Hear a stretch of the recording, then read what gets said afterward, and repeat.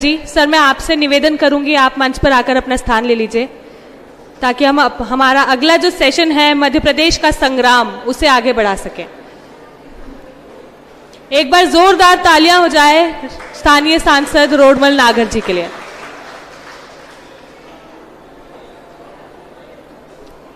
Sir please आप Q देंगे, हम स्टार्ट करेंगे।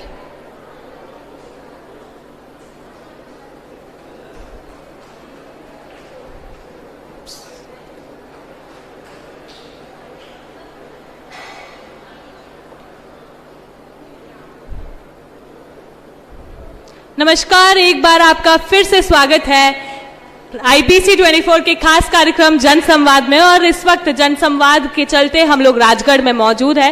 राजगढ़ में जन संवाद का आयोजन लगातार किया जा रहा है और इस वक्त हम लोग हमारे अगले सेशन की ओर बढ़ चुके हैं। इस सेशन का नाम है मध्य प्रदेश का संग्राम और इस सेशन के लिए हमारे बीच उपस्थित है राजगढ़ सांसद रोडमल नागर जी। आपको बता दें बड़ी ही बहुमत के साथ इन्होंने अपनी जीत जो है हासिल की थी। करीब 4 लाख के बहुमत के साथ इन्होंने जीत हासिल की थी।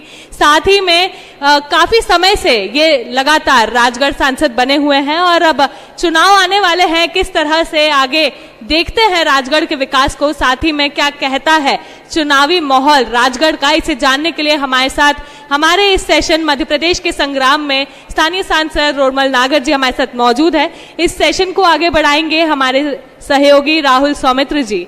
Over to you Rahul ji. बहुत शुक्रिया निहारिका। चूंकि ये जो सेशन है वो बड़ा ही महत्वपूर्ण है और इसीलिए इस सेशन का हमने नाम दिया है मध्य प्रदेश का संग्राम। हालांकि जो हमारे साथ मेहमान है वो किसी परिचय के मोहताज नहीं है, वो सांसद हैं। राजगढ़ की सारी सीटें उनके अंतर्गत आती, उनके क्षेत्र में आती है, बल्कि 8 विधानसभा सीटें आती हैं। तो उनसे जानने की और समझने की ये कोशिश करेंगे कि जो 2023 का विधानसभा का चुनाव है इस बार उनका क्या रोल होगा और उनकी पार्टी ने जो 2018 या 2003 या उसके बाद जो लगातार सत्ता में रही जो कमिटमेंट की थी वो धरातल पर कितनी उतरी और माननीय सांसद महोदय ने जो वादे किए थे वो धरातल पर क्यों उतरे। चूंकि जनता तो इन्हें बहुत प्यार करती है, जितने वोट सांसद नहीं पाते हैं उतने मार्जिन से ये जीत कर आते हैं। बड़ी बात है।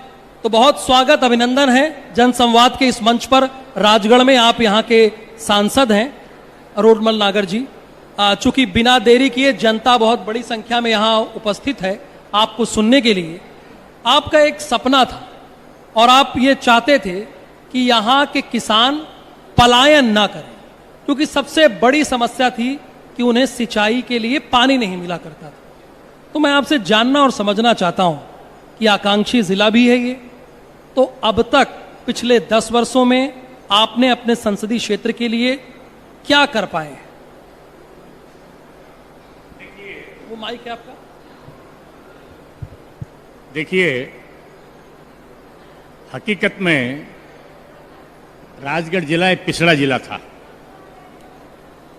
और पिछड़ा ही नहीं, अति पिछड़ा। सरकारी अधिकारी कर्मचारी को भी कोई सजा देनी होती तो लोग ये नहीं कहते कि इसको अमुक सजा दे दो, इसको काला पानी भेज दो, तो लोग समझते कि ये राजगढ़ भेजना है इसे। इस प्रकार से अति पिछड़ा, अति बैकवर्ड। और बैकवर्ड के साथ साथ जो यहां का सबसे बड़ा दंश था जिसको हम लंबे समय से भोग रहे थे वो था दंश पलायन का। हर व्यक्ति पलायन करता था, हर व्यक्ति पलायन करता था और वो इतना जबरदस्त दंश था हमारे ऊपर जिसकी कोई सीमा नहीं। एक मजदूर अपना पेट पालने के लिए पलायन करता था, एक किसान अपनी खेती करने के नाम पर भी पलायन करता था, पशुपालन के लिए भी पलायन करता था, विद्यार्थी विद्या अध्ययन करने के लिए पलायन करता था, इलाज करवाने के लिए पलायन करना पड़ता था। और जब विद्यार्थी बाहर विद्या अध्ययन करके यहां आ जाता था तो रोजगार के अवसर प्राप्त करने के लिए भी उसको पलायन करना पड़ता था। ये पलायन का दंश ये हमने समझा। हमारी सरकार ने समझा, हमारे नेताओं ने समझा। हम आपको बताएं, हमारा आधे से ज्यादा क्षेत्र केवल जिसको अपने घर कहते हैं, अपने घरों में 3 से 4 महीने रहते थे। बाकी अपने ही जिले में, अपने ही क्षेत्र में अपने बच्चों को पीठ पर बांध करके, अपने 4 मवेशियों को साथ में लेकर के, अपने छोटे बच्चों को साथ में लेकर के, उन बच्चों की पढ़ाई भी खराब होती थी और वहां इसको लेकर के जाते थे ताकि वो छोटे बच्चों को रखेंगे। शिक्षा हो नहीं पाती थी।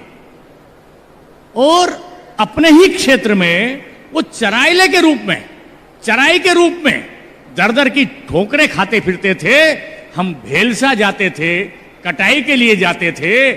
इस समय गाड़ियों में बैठने की जगह नहीं मिलती थी, लटक लटक करके जाते थे।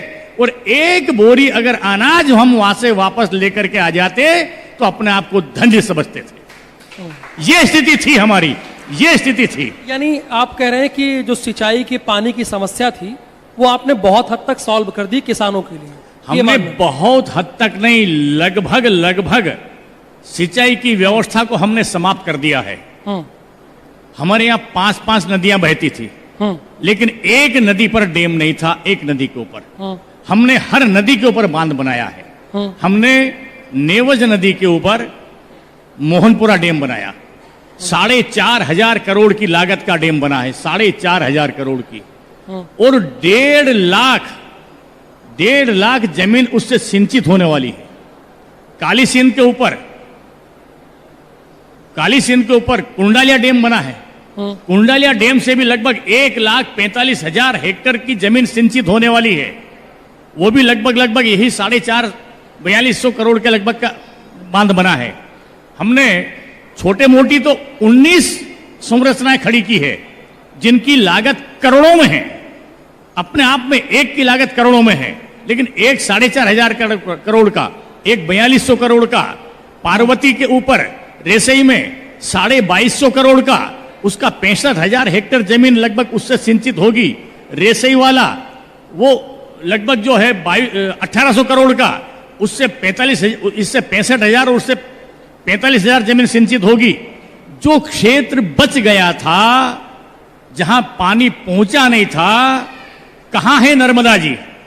बिल्कुल, सारंगपुर और नरसिंहगढ़, इसका थोड़ा बेल्ट बचा था जहां हम पहुंचा नहीं पा रहे थे। 60,000 हेक्टेयर जमीन में नर्मदा जी का पानी काली सिंध में डलेगा और काली सिंध में डल करके 60,000 हेक्टेयर जमीन हम वहां से सिंचित करने वाले हैं। काली सिंध का पानी हमारे राजगढ़ में आने वाला है। ये सिंचाई की व्यवस्था, पानी की व्यवस्था, पीने के लिए पानी हमारी बहनें हैंडपंप के, कुओं के, बावड़ियों के, और ये हमारी पचोड़ की जो माताएं बहनें हैं, ये तो नदी में झीरे खोद खोद करके कटोरे से पानी उलझती थी, कटोरे से पानी उलझ करके अपने पीने की प्यास बुझाती थी। ये भारतीय जनता पार्टी की सरकार है मित्र, जिसने हर घर में पीने का शुद्ध नल से जल पहुंचाने का संकल्प लिया है। तो क्या आपके घर में जो सांसद महोदय कह रहे हैं वो समस्या सॉल्व हो गई है? आप मानते हैं? कह रहे हैं कि हर घर इन्होंने पानी पहुंचा दिया है। पहले स्थिति ऐसी थी कि कटोरे से लोग पानी निकालते थे, लेकिन आज स्थिति बदल गई। आप एक काम करते हैं, दूसरी समस्या आगे खड़ी हो जाती है। यहां पे 18% इलाका जो है वो शहरी है, बाकी ग्रामीण है।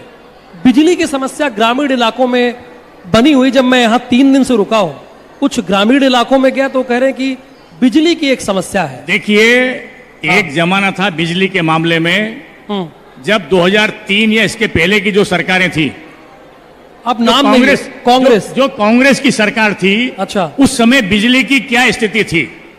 जब कांग्रेस की सरकार थी तब बिजली की क्या स्थिति थी? बिजली आती नहीं थी। आती कम थी, जाती ज्यादा थी, करंट रहता नहीं था, चारों तरफ जनरेटर ही जनरेटर की मांग होती थी, हर घर में इन्वर्टर लगा होता था, हर घर में इन्वर्टर लगा होता था। जब से भारतीय जनता पार्टी की सरकार आई है, जनरेटर की दुकानें बंद हो गई है, जनरेटर बिकने बंद हो गए हैं, इन्वर्टर दिखने कम हो गए हैं। अच्छा, ये बिजली की आवश्यकता हर चौराहे चौराहे पर जो है जनरेटर रखे हुए होते थे, हर दुकान में इन्वर्टर रखा हुआ होता था। आज अटल ज्योति के नाम से, अटल ज्योति के माध्यम से हमने लाइट की व्यवस्था की है, पीने के पानी की व्यवस्था की है, बिजली की व्यवस्था चाक चौबंद है, चाक चौबंद बिजली की व्यवस्था है। अच्छा, आप स्थायी समिति पार्लियामेंट की पेट्रोलियम और नेचुरल गैस से भी जुड़े हुए हैं, तो बार बार मैं कई जगहों पे देखा हूं, भोपाल के मन से या दूसरे जिलों के मन से, ये कहा जाता है कि मध्य प्रदेश में पेट्रोल और डीजल बहुत महंगा है दूसरी सरकार की अपेक्षा। ये बार बार आप पर एलिगेशन लगाती है, तो आप ऐसा कुछ करते नहीं हैं? इसके लिए कोई कहते नहीं अपनी सरकार से? देखिए, बिल्कुल कहते हैं। मध्य प्रदेश की सरकार, वो यूपी का उदाहरण देते हैं कि यूपी में शिवराज सिंह जी की सरकार ऐसी सरकार है जिसने पेट्रोल के भी दाम कम किए हैं और डीजल के भी दाम कम किए हैं। पेट्रोल और डीजल दोनों दाम मध्य प्रदेश की भारतीय जनता पार्टी की सरकार ने कम किए हैं, और जहां जहां भारतीय जनता पार्टी की सरकारें हैं उन्होंने डीजल के और पेट्रोल के दाम कम किए हैं। आप रिकॉर्ड उठा करके देख लीजिए, जहां कांग्रेस की सरकारें हैं, अगर 1 रुपया भी पेट्रोल और डीजल का उन्होंने कम किया हो तो आप बताइए। पर वो राजस्थान में उन्होंने तो गैस के दाम तो कम कर दिए हैं। देखिए, राजस्थान में क्या हुआ, हाँ, राजस्थान में क्या हुआ, मैं ये कह रहा हूं, ये सारी चीजें हमको देखा, हमने ध्यान में आया। हाँ। हमारी सरकार ने पूरे देश में आदरणीय प्रधानमंत्री जी ने 200 रुपए पर सिलेंडर कम किए हैं, और हमारे मुख्यमंत्री जी ने 4 कदम और आगे बढ़ करके 450 रुपए में गैस का सिलेंडर किया है। 450 रुपए मिलेगा अब, इसके बाद 450 मिलने वाला है। कब से मिलने लगेगा आम जनता को? मिलने लग गया, पिछले महीने मिला था, आगे भी मिलेगा, लगातार मिलेगा। तो जब अभी 15 दिन पहले ही, 15 दिन पहले ही ये कैबिनेट में डिसीजन हुआ है, 450 रुपए में जो है गैस का सिलेंडर मिलेगा। रोडमल नागर जी, चूंकि मध्य प्रदेश का संग्राम में आप हिस्सा ले रहे हैं, आप ये बड़ी बड़ी बातें जब कर रहे हैं, ठीक है, जनता को लाभ भी मिल रहा होगा, तो कहते हैं कि भैया ये बताइए, ये सारी चीजें उन्हें तब क्यों आती है जब चुनाव सर पर आ जाता है? सारी चीजें तभी याद आती है, पहले तो जनता को परेशान करते हैं, ऐसी कोई बात नहीं है जो आज याद आती है। जब कांग्रेस की सरकार थी, हमारी माताएं बहनें जब डिलीवरी होती थी, तब उस समय अस्पतालों की क्या स्थिति थी, और जब से भारतीय जनता पार्टी की सरकार आई है, कमल के फूल वाली सरकार आई है, उसके बाद हम केवल फोन लगा देते हैं, गाड़ी टे टे टे टे करती हुई घर के दरवाजे पर आ जाती है, और लड्डू के पैसे अलग मिलते हैं, जापे के पैसे अलग मिलते हैं, छुट्टी के पैसे अलग मिलते हैं। ये सही है? ये अगर सही हो तो बताइए। हो रहा है, ये हो रहा है, अच्छा, हो रहा है। हाँ, कुछ लोगों की समस्या है, इसी में कुछ लोग कह रहे हैं कि नहीं हो रहा है कई जगह। देखिए, कुछ विसंगति, किसी की व्यक्तिगत विसंगति रही होगी, वो अलग बात है। अमूमन पूरे प्रदेश में हो रहा है, पूरे प्रदेश में हो रहा है। तो जब आप इतना बेहतरीन काम कर रहे हैं, तो कुछ लोग तो कहते हैं कि किसी और का गढ़ है, ये बीजेपी का गढ़ थोड़ी है, ये तो हमारा गढ़ है। आप कह रहे हैं कि मैंने पीने की पानी की समस्या को खत्म कर दिया, मैंने सिंचाई के पानी की समस्या खत्म कर दिया, 4 बड़े बांध बना दिया, 19 डैम बना दिया, और ये संकल्प लेकर आ गया कि एक भी पलायन न करे। लेकिन गढ़ तो किसी और का है, कहते हैं। किसी का गढ़ नहीं है, ये प्रजातंत्र है। प्रजातंत्र में ये गढ़ जनता का है, ये राजगढ़ है, ये राजगढ़ जनता का गढ़ है, जनता का गढ़ है। और जो आप कह रहे हैं, इशारा कर रहे हैं, वो इस जिले से लोकसभा में भी सांसद रहे हैं। बिल्कुल, दोनों भाई सांसद रहे हैं, बिल्कुल रहे। जब कांग्रेस पार्टी उनके नेतृत्व में चुनाव लड़ी है, राजगढ़ जिले से कभी भी उनकी जीत नहीं हुई है, चाहे वो मुख्यमंत्री रहे होंगे तो भी राजगढ़ जिले से कांग्रेस नहीं जीती है। जीत यहां से भारतीय जनता पार्टी की होती आई रही है। वो तो राघोगढ़ चांचोड़ा में एक तरफा बूथ कैप्चरिंग करके लाख सवा लाख वोट पा जाते थे और 60,000 50,000 वोट से वो जीत जाते थे। राजगढ़ कभी कांग्रेस का गढ़ नहीं रहा, राजगढ़ जनता का गढ़ रहा है। ये जनता का गढ़ है, प्रजातंत्र का गढ़ है, ये राजगढ़ है, ये किसी का गढ़ नहीं है, ये जनता का गढ़ है।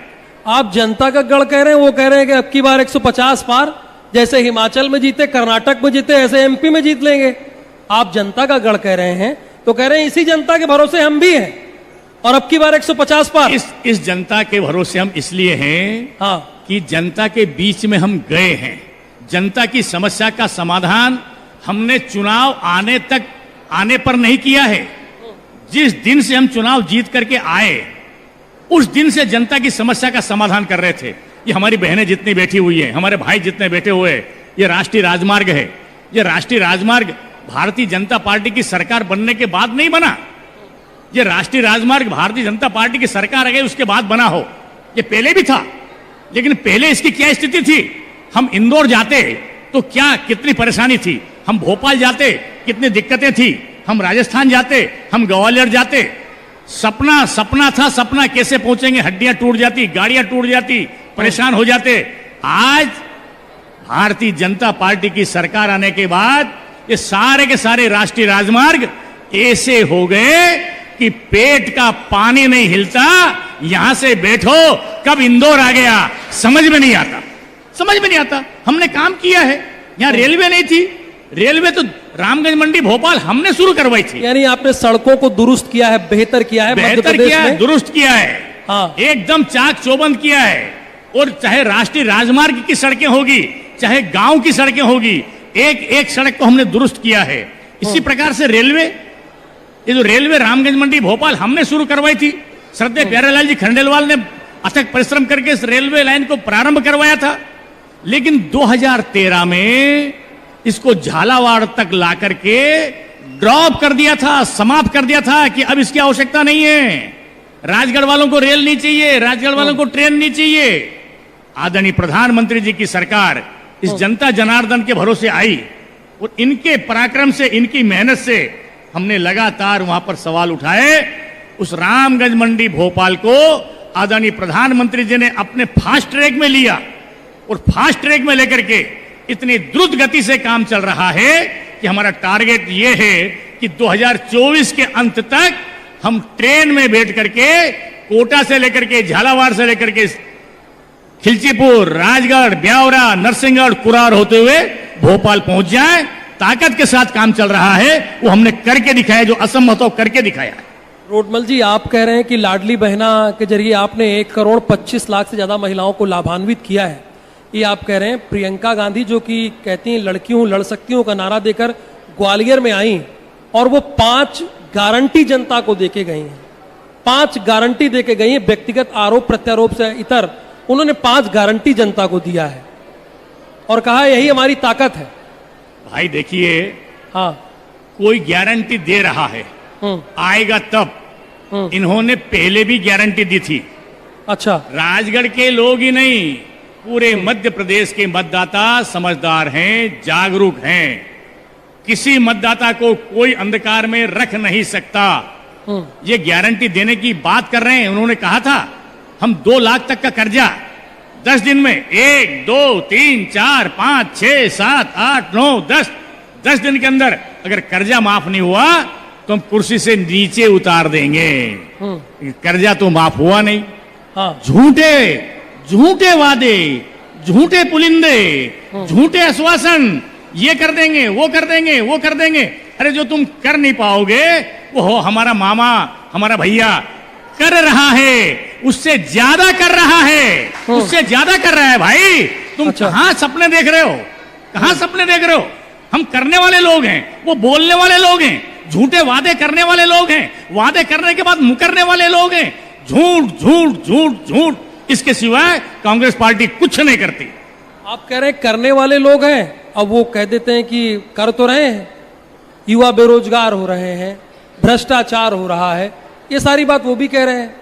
रोडमल जी आप ये बात देखिए- जनता के देखिए, सामने मैं करें। एक- मैं- वो मैं एक- देखिए कह रहे हैं ना, वो कह तो रहे जनता। वो कह रहे होंगे, मैं आपको हाँ। इसका उत्तर देता हूं। युवा बेरोजगार कैसे हो रहे हैं, रोजगार कैसे मिल रहा है। हाँ ये जो जिला है हमारा, हाँ जैसा मैंने अभी आपको कहा था कि पलायन का दंश, एग्रीकल्चर, इरिगेशन, नए नवाचार, सीखो और कमाओ। आज से 9 साल पहले यहां का जो खाद्यान्न का उत्पादन था वो 78,000 मेट्रिक टन था। 78,000। 78,000 मेट्रिक टन था। ठीक है, ठीक है। आज पिछले साल का खाद्यान्न का उत्पादन 10 लाख मेट्रिक टन से ऊपर हो चुका है। 78,000 से 10 लाख। 10 lakh metric ton. हाँ ओके।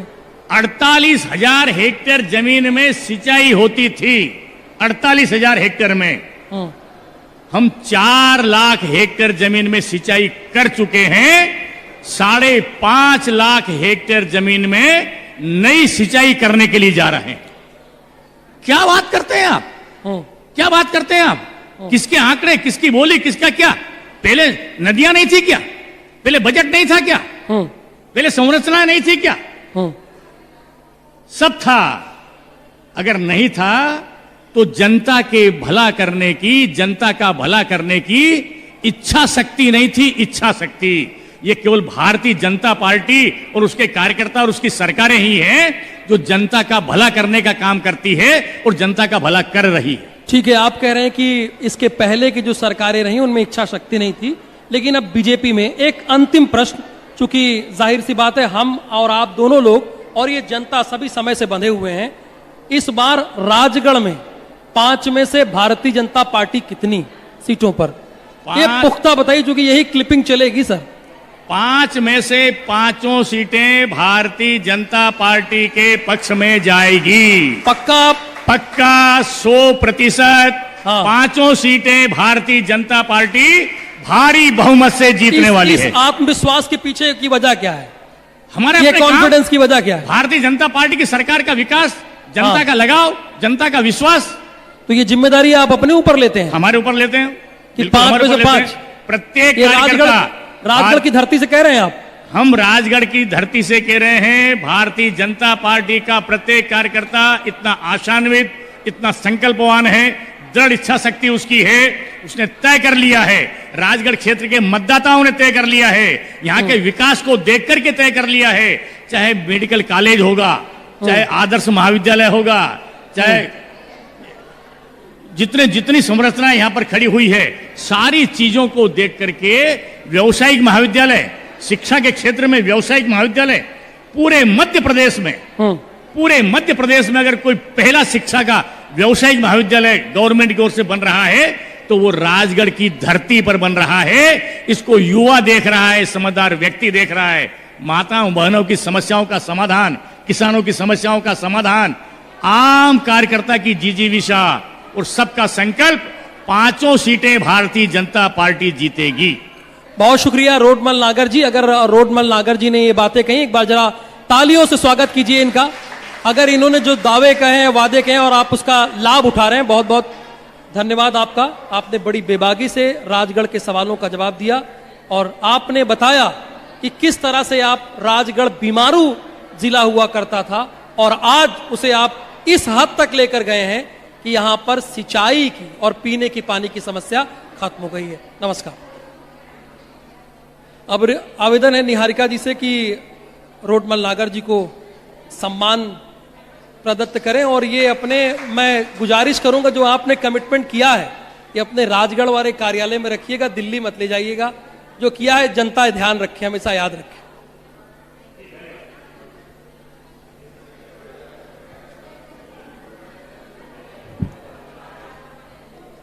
बहुत बहुत शुक्रिया रोडमल नागर जी, हमारे बीच में मौजूद थे स्थानीय सांसद जिन्होंने बताया कि किस तरह से राजगढ़ को एक बीमारू राज्य से उठाकर एक ऐसा जिला बना दिया है जहां पर अब लोग जो है वो काफ़ी खुश हैं, उन लोगों को जो मूलभूत सुविधाएं हैं वो उचित तौर पर मिल रही है।